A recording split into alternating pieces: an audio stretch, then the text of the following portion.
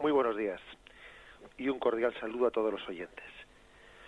Un día más, con la gracia del Señor, nos disponemos a proseguir el comentario del Catecismo de nuestra Madre en la Iglesia. Estamos en el punto 796 y siguientes dentro de la parte del credo referente a nuestra fe en la Iglesia. El punto 796, en el que ayer nos quedábamos, tiene como título La Iglesia es la esposa de Cristo. Dice así: la unidad de Cristo y de la Iglesia, cabeza y miembros del cuerpo, implica también la distinción de ambos en una relación personal. Este aspecto es expresado con frecuencia mediante la imagen del esposo y de la esposa. Bien, es cierto que la imagen de la esponsalidad, no solo está subrayando pues la identificación tan grande, ¿no?, que existe entre Jesús y su Iglesia, entre Jesús y nosotros, entre la cabeza y el cuerpo, sino que también dice que subraya que también hay una distinción entre ambos, ¿eh? No sé, aunque son una sola cosa, por otra parte el esposo y la esposa no se confunden.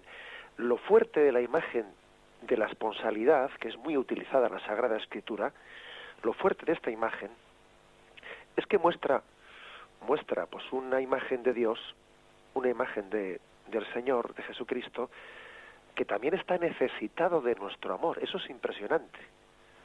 Porque claro, la esposa está necesitada del esposo. Pero aunque sea una metáfora, y toda metáfora hay que utilizarla pues siempre con una distancia, ¿no?, pero expresa una realidad también. Y lo impresionante de esta imagen de que la esposa de la Iglesia es esposa de Cristo es que también sugiere que igual que nosotros, bueno, o de una forma similar a como nosotros tenemos necesidad del esposo, también el esposo tiene necesidad de la esposa. Cuando Jesús dice a la samaritana, dame de beber, cuando Jesús dice en la cruz, tengo sed, cuando Jesús dice a sus discípulos en Getsemaní, velad conmigo, velad y orad, cuando Jesús dice, ¿a quién enviaré?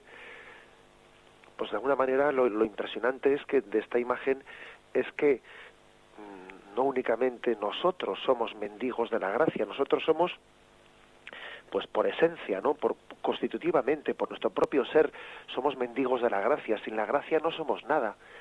Pero lo fuerte del asunto es que Jesús, el Señor, que en sí es la plenitud, todo en todo, que no necesita de nosotros, ¿no?, sin embargo ha querido necesitar de nosotros, ha querido hacerse mendigo de nuestra reciprocidad, siendo así que él por esencia no necesitaba de nosotros, ¿no?, pero ha querido mendigar nuestra reciprocidad. Por eso la imagen de la esponsalidad es una imagen de un amor de Dios que se implica con nosotros. Y vamos a ser claros, el que se implica se complica. El Señor se ha complicado con nosotros, pero es una complicación por amor. A veces hay quien por no complicarse prefiere no implicarse. ¿O no es verdad acaso que hay personas que no se casan por no complicarse, por no atar sus vidas a otra persona? Pues claro que eso es cierto, eso es así. Hay personas que no se implican por no complicarse.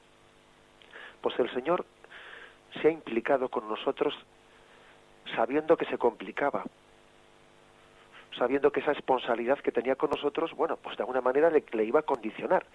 Pero es que al amor no le importa complicarse con tal de que esa forma de relación haga que el amor sea mejor recibido y mejor percibido. Mejor recibido y mejor percibido.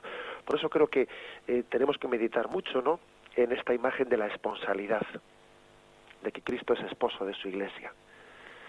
También está, por lo tanto, Él queriendo, pidiendo de nosotros, pidiendo pues una respuesta de amor, porque a una esposa se le trata en esos términos, pidiendo su reciprocidad. Lo propio del amor de esponsalidad es que, no sé, es un amor que no se impone, se propone ese amor. Y el Señor se pone ante nosotros como cortejándonos como pidiéndonos nuestro amor, pidiéndonos nuestra respuesta, ¿no? Es impresionante la imagen de la esponsalidad, por lo que implica de un amor humilde del Señor, que quiere conquistarnos, no quiere aplastarnos. Bien, digno pues de ser meditada esta imagen. Aquí mismo Catecismo pues nos refiere que hay muchos lugares en los que esta imagen es utilizada, y hacemos referencia a unos cuantos textos. Por ejemplo, Juan 3:29, donde Juan Bautista se presenta como el amigo del novio. Dice, Juan respondió: vosotros mismos me sois testigos de que yo no soy el Cristo, sino que he sido enviado delante de él. El que tiene a la novia es el novio, pero el amigo del novio es el que asiste y le oye, y se alegra mucho con la voz del novio. Fijaros que Juan Bautista se presenta como el amigo del novio. Jesús es el novio que viene a desposarse con nosotros. Marcos 2:19. Jesús les dijo, ¿pueden acaso ayunar los invitados a la boda mientras el novio está con ellos? Días vendrán en que les arrebaten al novio, entonces ayunarán. Mientras que Jesús estuvo con sus discípulos, el novio estaba con los suyos, por lo tanto no era momento de ayunar. Cuando Jesús sea arrebatado, después de su muerte y resurrección y ascensión, cuando Jesús nos sea arrebatado, entonces ayunaremos, preparando con nuestro ayuno el retorno definitivo de Cristo esposo. Mateo 22, versículo del 1 al 14. Jesús, tomando la palabra, les habló en parábolas diciendo: el reino de los cielos es semejante a un rey que celebró el banquete de bodas de su hijo. Envió siervos a llamar a los invitados a la boda, etcétera. Sabemos cómo prosigue esta parábola, y muchos invitados rechazaron el banquete, la invitación al banquete. Pero bueno, a nosotros lo que nos interesa ahora no es tanto el tema del rechazo, etcétera, cuanto el hecho de que se presenta el reino de los cielos con la imagen de un rey, imagen de Dios Padre, que celebra el banquete de bodas de su hijo. El reino de los cielos pues es presentado como un banquete de bodas en el que el Padre, Dios Padre, celebra el desposorio de su hijo con la humanidad, con su iglesia. Y no es una imagen así, no es un texto suelto, sino que tenemos otros muchos. Mateo 25 del 1 al 13.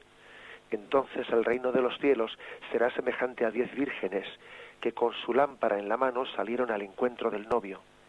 5 de ellas eran necias y 5 eran sensatas, etcétera, etcétera. Otra imagen también en la que el reino de los cielos pues es comparado a la espera de un novio a un banquete de bodas. Llega el novio y hay algunas vírgenes que están con las lámparas encendidas esperando su llegada. Por lo tanto, es frecuente en la Sagrada Escritura, es frecuente, pues de una forma, de otra forma, la imagen de la esponsalidad de Cristo como esposo en nuestra vida.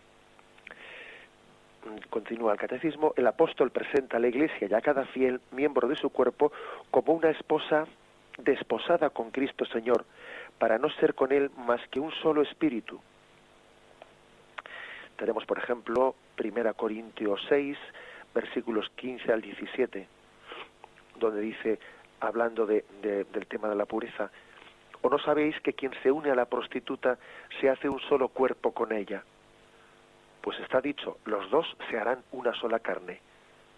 Mas el que se une al Señor se hace un solo espíritu con él. Bueno, fijaros que hablando del tema de la pureza, San Pablo dice, igual que el que se une a una prostituta peca porque se hace una sola carne con ella, pues el que se une al Señor en esa entrega esponsal se hace un solo espíritu con él. 2 Corintios 11:2 dice, os tengo desposados con un solo esposo para presentaros cual casta virgen a Cristo. Fijaros que más claro no se puede hablar de estas imágenes. hasta el punto de que la Sagrada Escritura habla de que la Iglesia es esposa inmaculada del Cordero Inmaculado. Apocalipsis 22:17 dice: el Espíritu y la novia dicen, ven. Se nos llama a nosotros la novia. Se nos llama la novia. Y clamamos, ¿no?, por la llegada del novio. Ven, ven, Señor Jesús.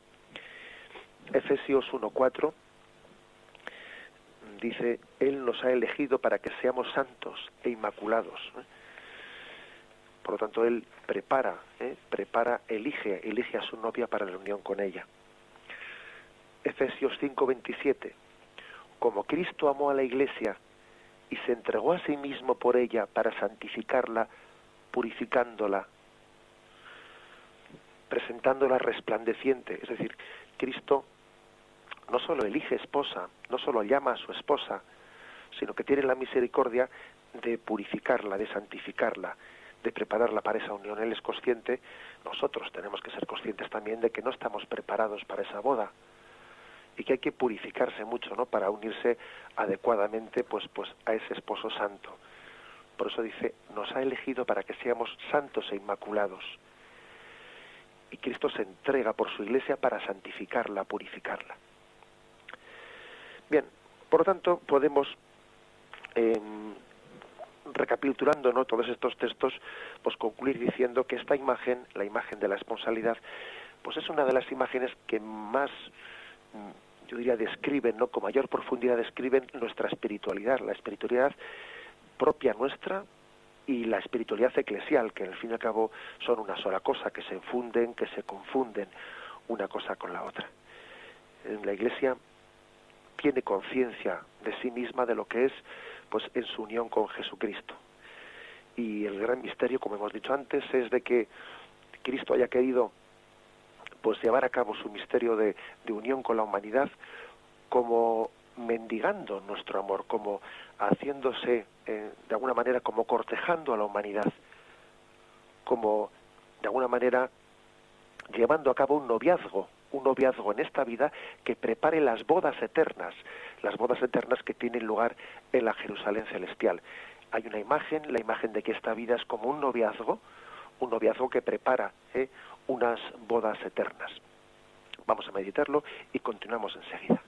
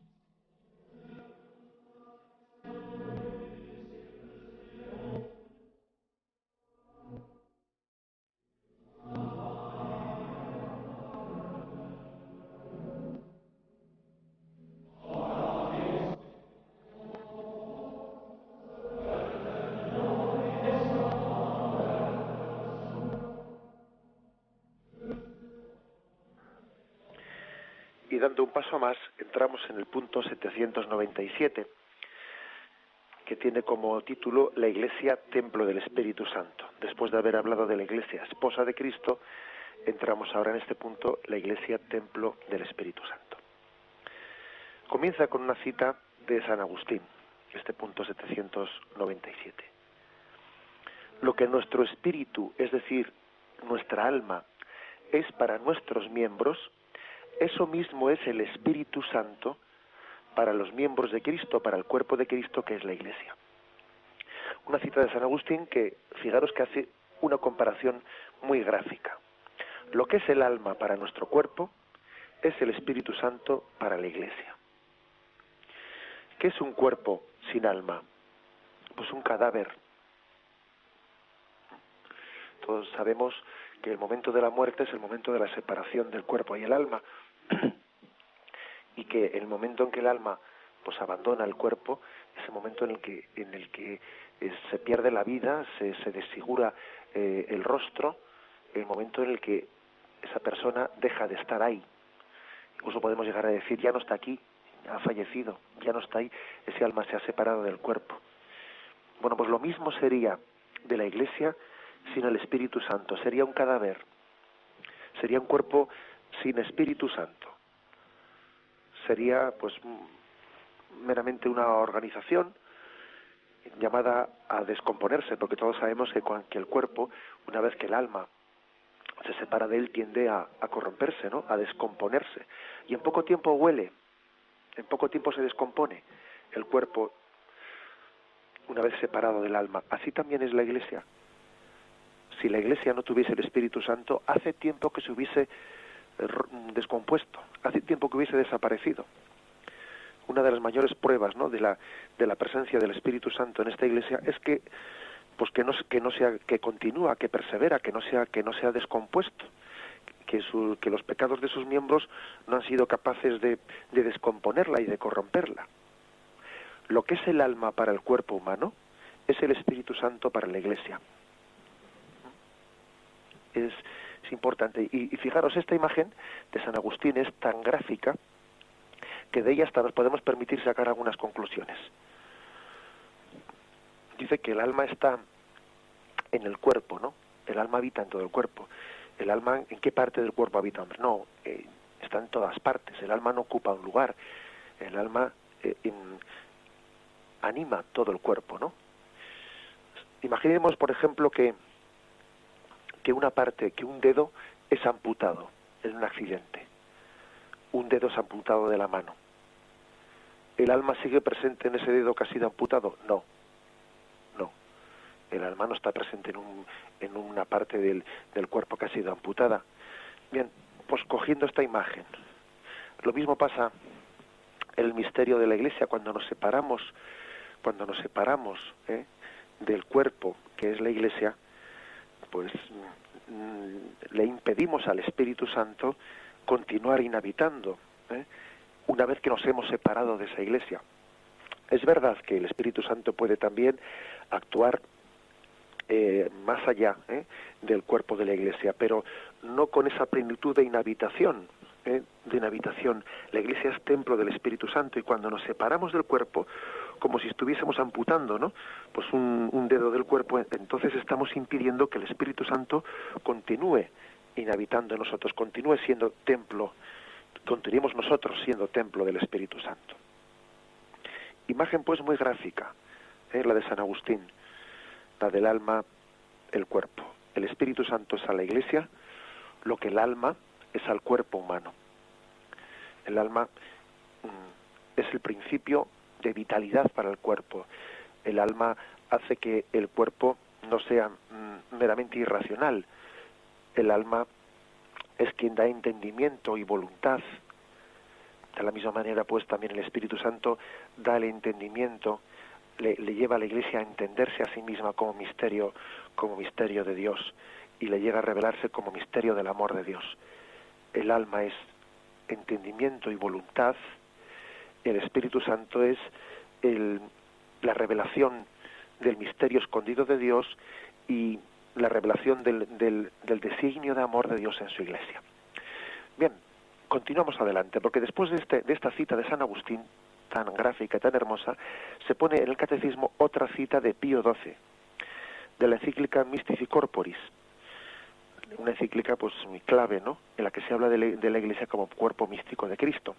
Y la cita que se pone es esta: a este Espíritu de Cristo, como a principio invisible, ha de atribuirse también el que todas las partes del cuerpo estén íntimamente unidas, tanto entre sí como con su excelsa cabeza, puesto que está todo él en la cabeza, todo en el cuerpo, todo en cada uno de los miembros.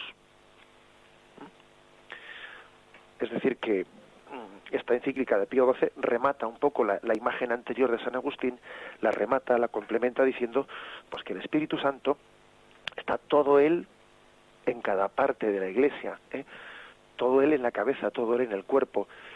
Insiste mucho en todo él, es decir, no pensemos que hay un cachito del Espíritu Santo pues en nosotros otro poco de Espíritu Santo. No, el Espíritu Santo está plenamente en cada una de las partes de ese cuerpo, de ese templo que es la Iglesia. Todo él, de la misma manera que cuando, poniendo otro punto de comparación, de la misma manera que la Eucaristía, pues la Eucaristía, ¿no? Pues cuando la dividimos en partes, en cachos pequeños, ¿no? Y partimos el pan eucarístico y lo fraccionamos, ¿no? En partes pequeñas, pues Cristo entero está en cada una de esas partes pequeñas. No es que esté un cacho de Cristo en ese pan y otro cacho de Cristo en el otro, no. Es Cristo entero quien está en ese cacho y en el otro, etcétera. Bien, pues poniendo este otro ejemplo, en este caso, lo que aquí insiste Pío XII es que todo el Espíritu Santo está en cada una de esas partes de la Iglesia. Y dentro de los distintos carismas asiste plenamente en el uno y en el otro. El Espíritu Santo hace de la Iglesia el templo del Dios vivo. Aquí se nos dan algunos textos. Uno es 2 Corintios 6, 16, donde dice: somos santuario de Dios vivo. Como dijo Dios, habitaré en medio de ellos. Por lo tanto, la Iglesia es templo vivo de Dios. 1 Corintios 3, versículo del 16 al 17. ¿No sabéis que sois santuario de Dios y que el Espíritu de Dios habita en vosotros? Otra vez se insiste en que somos santuario de Dios. Efesios 2, 21, donde se nos habla de la edificación de este templo hasta formar un templo santo en el Señor, hasta ser morada de Dios en el Espíritu. Fijaros qué textos tan claros, ¿no? Y tan contundentes en los que se habla de la Iglesia como templo del Espíritu Santo, como santuario, como morada de Dios en el Espíritu. Bien, por lo tanto, remachando esa imagen de Pío XII, en la Mystici Corporis, todo el Espíritu Santo habita en cada miembro humilde que formamos la Iglesia, ¿no? O sea, no es que tengamos un poco de la persona, además la persona del Espíritu Santo es una persona y no se divide en cachitos, igual que hemos puesto antes la imagen de Cristo en la fracción del pan, ¿no? Es una persona y una persona está plenamente entera con uno y está plenamente entera con otro. No podemos pensar en la fracción de una persona, sino que Él está con todos al mismo tiempo, sin dejar de estar con cada uno. Y aquí se nos da otra cita, fijaros qué riqueza tiene el catecismo de citas, ¿no? Otra cita de San Irineo, que es uno de los padres del siglo II, uno de los padres de la Iglesia que más ha consolidado la formación del dogma católico. Dice ese texto, San Irineo: en efecto, es a la misma Iglesia a la que ha sido confiado el don de Dios. Es en ella donde se ha depositado la comunión con Cristo, es decir, el Espíritu Santo, arras de la incorruptibilidad, confirmación de nuestra fe y escala de nuestra ascensión hacia Dios. Porque allí donde está la Iglesia, allí está también el Espíritu de Dios. Y allí donde está el Espíritu de Dios, está la Iglesia y toda gracia. Texto, por lo tanto, también contundente de San Irineo, del siglo II, ni más ni menos, del siglo II, como os digo. La Iglesia da una gran importancia a los textos de los padres que han estado tan cerca de Jesucristo y de los apóstoles, ¿no? Que han recibido la tradición de Jesucristo de primera mano, como San Irineo. Bueno, pues fijaros que en este texto él habla de la Iglesia con estas imágenes: a la que se le ha confiado el don de Dios, a la que es depósito. La Iglesia se la describe él como depósito de la comunión con Cristo, es decir, depósito del Espíritu Santo. La Iglesia es un lugar en el que el Espíritu Santo es depositado. También otra imagen que utiliza es la imagen de arras de la incorruptibilidad. En la Iglesia recibimos las arras, el adelanto, un adelanto previo de la incorruptibilidad. Otra imagen impresionante. Él define a la Iglesia como una escala de nuestra ascensión hacia Dios. Es impresionante esta imagen también, ¿eh? Sabemos que para llegar a lo alto hay que pasar por escalas. Es como un escalón en el que uno se sube para dar el salto definitivo hacia el cielo, ¿no? También cuando uno va a acometer pues la subida a una gran cumbre, ¿no? A una gran cumbre se suele hablar de que se van instalando campamentos, el campamento base, el campamento al pie de la última ascensión, esos campamentos, ¿no? Esos campamentos a partir de los cuales, ¿no?, se afronta, se acomete la última ascensión hacia la cumbre, esa imagen de la Iglesia, escala de nuestra ascensión hacia Dios, ¿eh? Muy hermosa también esta imagen de San Irineo. No podríamos subir a alcanzar la cumbre por nosotros mismos, sin primeramente pues subirnos en esa escala intermedia de la ascensión hacia Dios. Hasta el punto que concluye aquí San Irineo diciendo: porque allí donde está la Iglesia, allí está el Espíritu de Dios, y allí donde está el Espíritu de Dios está la Iglesia. Más no se puede decir, ¿eh? Tal es así pues la unión de la Iglesia y el Espíritu Santo, que es la Iglesia templo del Espíritu Santo, que dice: donde está el Espíritu Santo está la Iglesia, donde está la Iglesia está el Espíritu Santo. Y bien, dice el punto 798, que concluye, que remata esta imagen de la Iglesia templo del Espíritu Santo. El Espíritu Santo es principio de toda acción vital y verdaderamente saludable en todas las partes del cuerpo.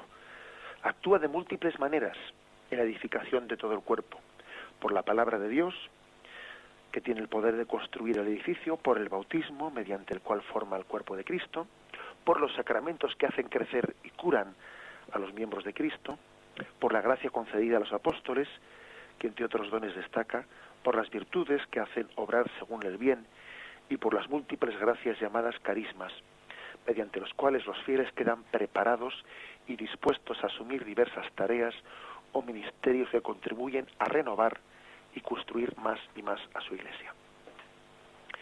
Bueno, pues este punto que está en fondo rematando, ¿no?, esas grandes imágenes pues de San Agustín, de Pío XII, de San Irineo, que se nos han ofrecido en el punto anterior, lo que quiere rematar, lo que quiere insistir, es que el Espíritu Santo, que es principio de acción vital, actúa de diversas formas en la edificación de este cuerpo de Cristo.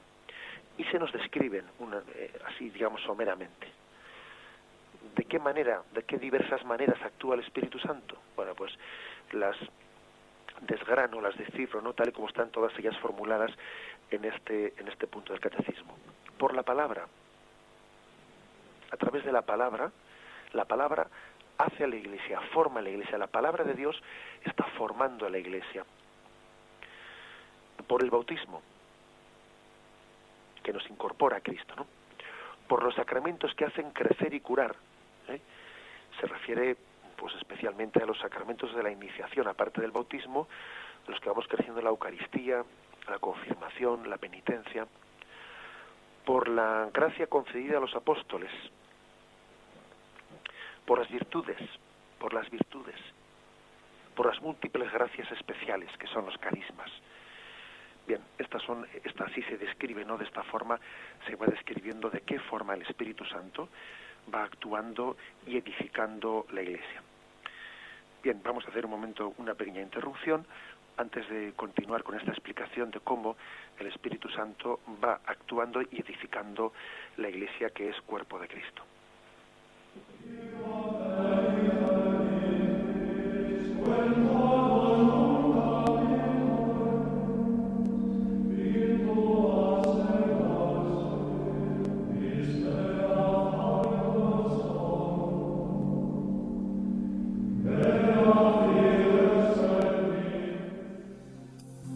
Nunca imaginé que iba a cambiar tanto mi vida, pues simplemente por el hecho de escuchar la radio. Luisa, 52 años, ama de casa. Ha recuperado la esperanza gracias a Radio María.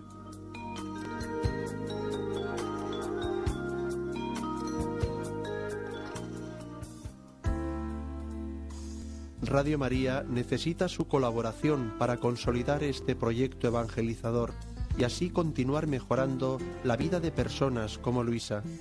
Ayúdenos a transmitir la esperanza de Cristo llame al teléfono 914-550-480 y elija la manera de hacer su aportación. María cuenta con usted.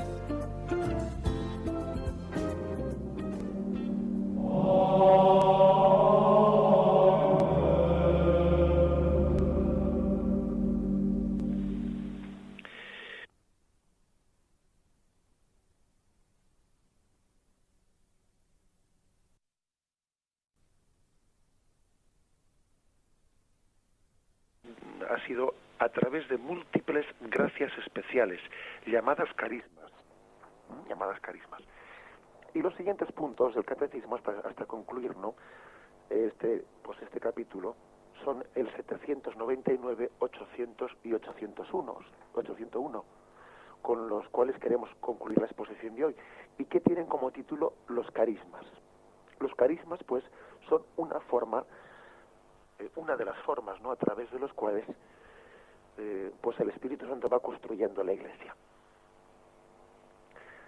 Dice el punto 799: extraordinarios o sencillos y humildes, los carismas son gracias del Espíritu Santo que tienen directa o indirectamente una utilidad eclesial.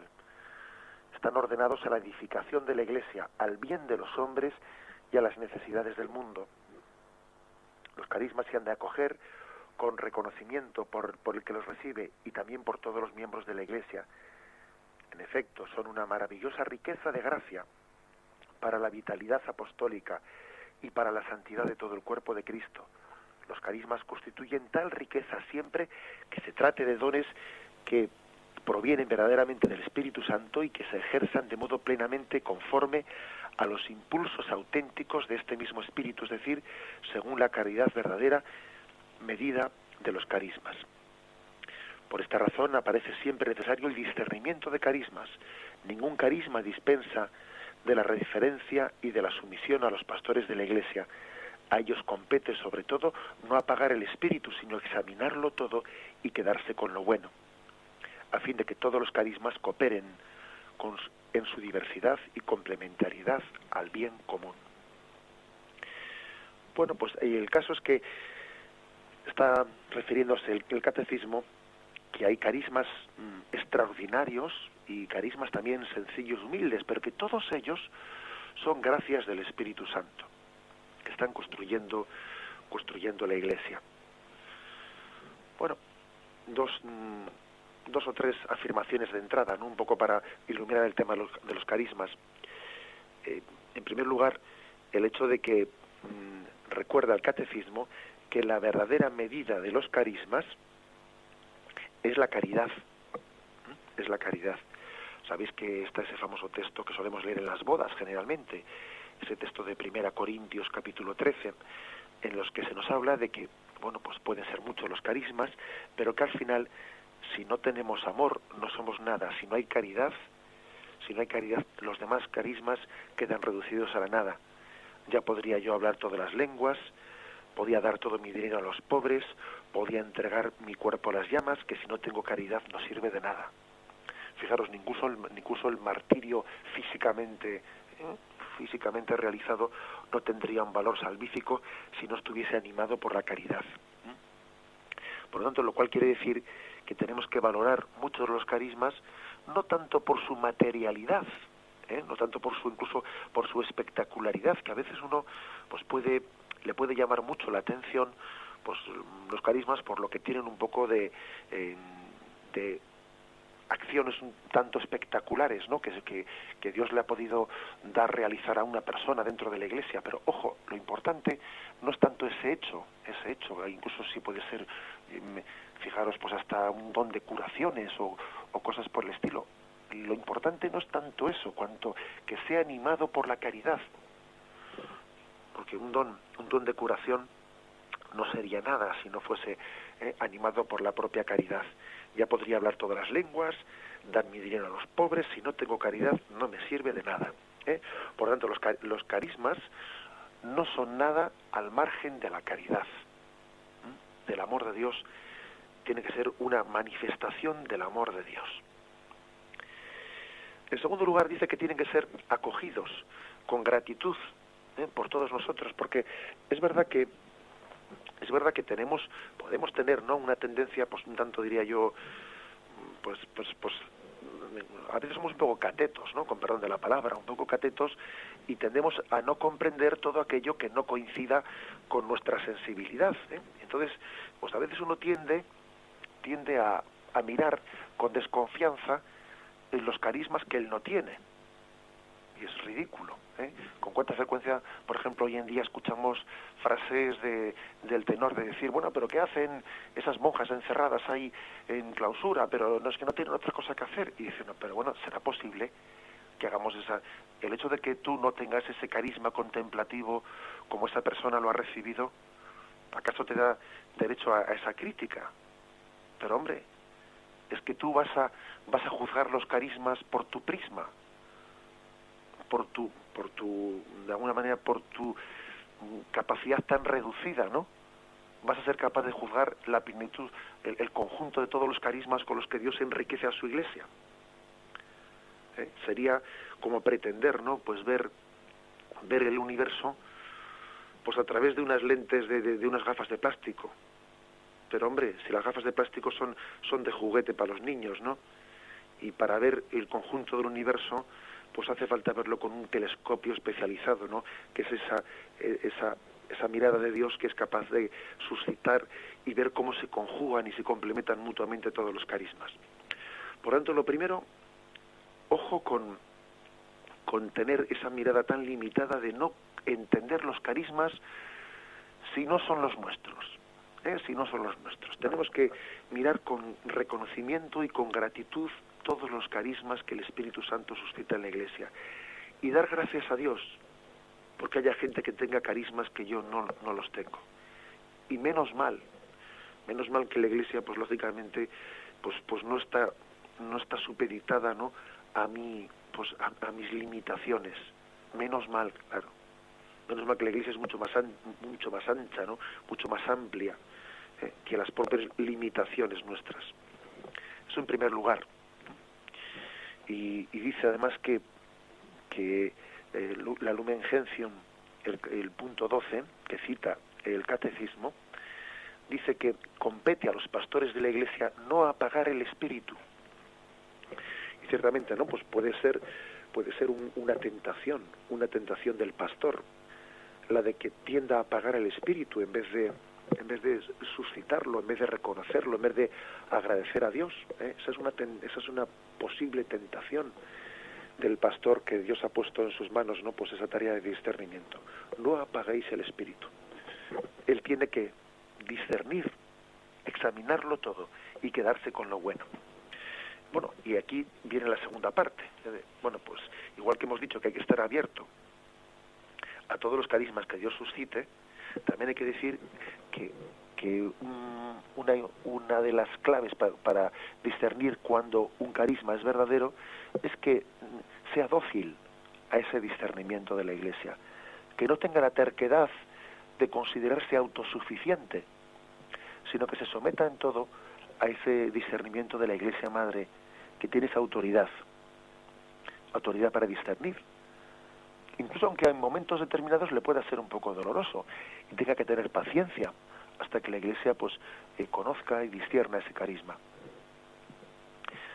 Hemos conocido en la vida de muchos santos, por ejemplo de la Madre Teresa de Calcuta, y muchas personas lo están conociendo también pues por algunas de las biografías que se están publicando, incluso también por algunas películas que recientemente pues han salido a la luz pública, ¿no?